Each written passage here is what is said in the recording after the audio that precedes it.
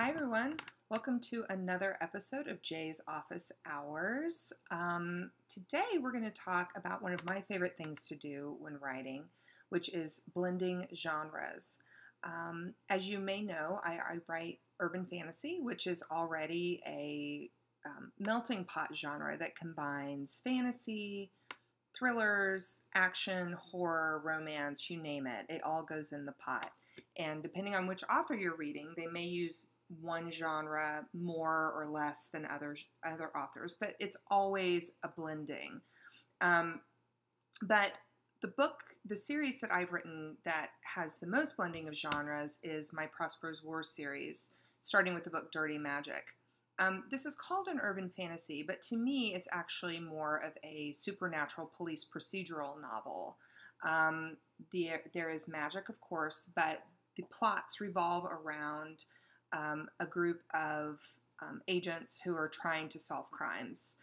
Each book has its own specific case that they're trying to solve, and while I blended magic into that, the structure very much heavily depends on a thriller or police procedural sort of plot. So what I thought I would do is read from the first 2 pages of Dirty Magic, and then we can talk about how I blended urban fantasy and police procedural in this series. So here we go, first 2 pages. And by the way, if you aren't familiar with my work, I am known for using profanity, and if that offends you, you might turn it off now. It's not too bad, but there's some F-bombs. You've been warned. Here we go. Chapter 1 of Dirty Magic. It was just another fucked up night in the cauldron. Potion junkies huddled in shadowy corners with their ampules and pipes and needles. The occasional flick of a lighter's flame illuminated their dirty, desperate faces, and the air sizzled with the ozone scent of spent magic. I considered stopping to harass them, arrest them for illegal arcane substances, but they'd just be back on the street in a couple of days, or be replaced by other dirty, desperate faces looking to escape the mundane world. Besides, these hard cases weren't my real targets. To make a dent, you had to go after the runners and stash boys, the potion cookers, the moneymen. The way I figured, better to hunt vipers instead of the hood rats who craved the bite of their fangs. But for the last couple of weeks, the corner thugs had been laying low, staying off the streets after dark. My instincts were tingling, though, so I kept walking the beat, hoping to find a prize. Near Canal Street, growls rolled out of a pitch-black alley. I stilled and listened with my hand on my hawthorn wood nightstick. The sounds were like a feral dog protecting a particularly juicy bone. The hairs on the back of my neck prickled, and my nostrils twitched from the coppery bite of blood. Approaching slowly, I removed the flashlight from my belt. The light illuminated about 10 feet into the alley's dark throat. On the nearest wall, a graffitied dragon marked the spot as Sanguinarian Coven's turf, but I already knew the east side of town belonged to the Sangs. That's one of the reasons I'd requested it for patrol. I didn't dare show my face on the Votary Coven's west side territory. Something moved in the shadows, just outside of the light's halo. A loud slurping sound, a wet moan. Babylon PD, I called, taking a few cautious steps forward. The stink of blood intensified. Come out with your hands up. The scuttling sound of feet against trash. Another growl, but no response to my order. 3 more steps expanded my field of vision. The light flared on the source of the horrible sounds, and the unsettling scents. A gaunt figure huddled over the prone form of a woman. Wet, stringy hair shielded her face, and every inch of her exposed skin glistened red with blood. My gun was in my hand faster than I could yell, "Freeze!" Still partially in shadow, the attacker, male, judging from the size, swung around. I had the impression of glinty yellow eyes and shaggy hair matted with blood. "Step away with your hands up," I commanded, my voice projected to make it a demand instead of a suggestion. "Fuck you, bitch," the male barked, and then he bolted. Shit. I ran over to the woman and felt for a pulse. I shouldn't have been relieved not to find one, but it meant I was free to pursue the asshole who'd killed her. So that's the first 2 pages of Dirty Magic. And the reason I wanted to read it, since we're talking about blending genres, is if you'll notice in the scene that I just read, there's a real blending of elements that you would expect to find at the beginning of a mystery or a police procedural.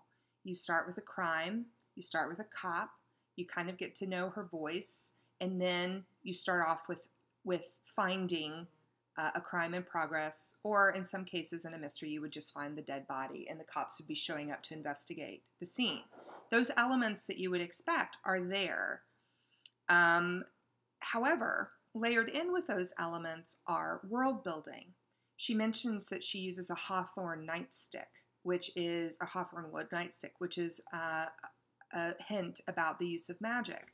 She also, in the first paragraph, tells you that the air stunk of the ozone scent of spent magic. I mean, that's the second line of the book.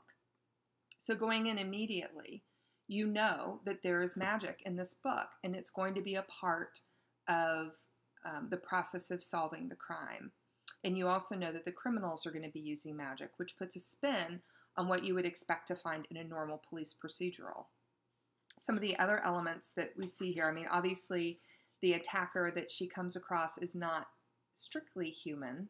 There's something going on with him.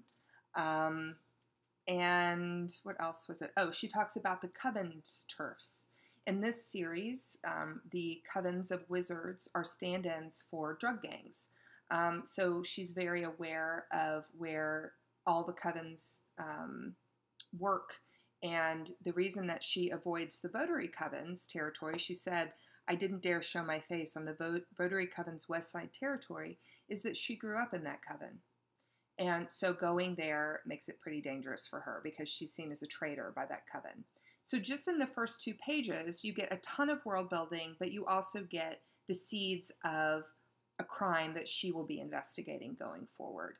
And I think that that's an important element to keep in mind anytime you're blending genres, is you need to make sure that you're meeting readers' expectations on several levels. In this case, I needed to meet the urban fantasy readers' expectations, as well as somebody who is there because they enjoy mysteries. And I did that by making sure that I read lots of urban fantasy and I read lots of police procedurals and mysteries, so that I sort of was familiar with what a reader is looking for. And I think that the blending in this series turned out really, really well.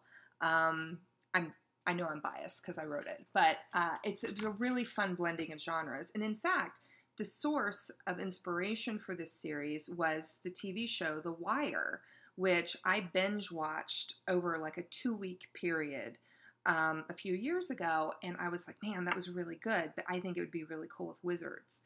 And that was the source of the idea of this novel, is what if instead of gangs selling drugs, they sold addictive magic potions? How would magic change the world that we're used to seeing when we're talking about cops and gangs? Because we've seen a lot of drama about that on TV and in books and in movies. And I thought, let's put a spin on it and see what happens. And as it turns out, blending the genres allowed me to kind of illuminate issues and themes in the realms of addiction, in the realms of police work, in the realms of class disparity and things like that, that I don't think you could get from just a straight contemporary police procedural about cops going after drug dealers. So if you haven't tried to blend genres, I recommend it. It's really, really fun. And if you do it well, then you actually expand your potential audience, because you have fans of all the genres that you're writing can find something that they enjoy in the books. So if you have questions about how to blend genres, be sure and leave them in comments. Also check my website, www.jayewells.com, for updates about my books, to learn more about the Prospero's War series and my other series. And I hope you are having a good summer and that your writing is happy. Thank you.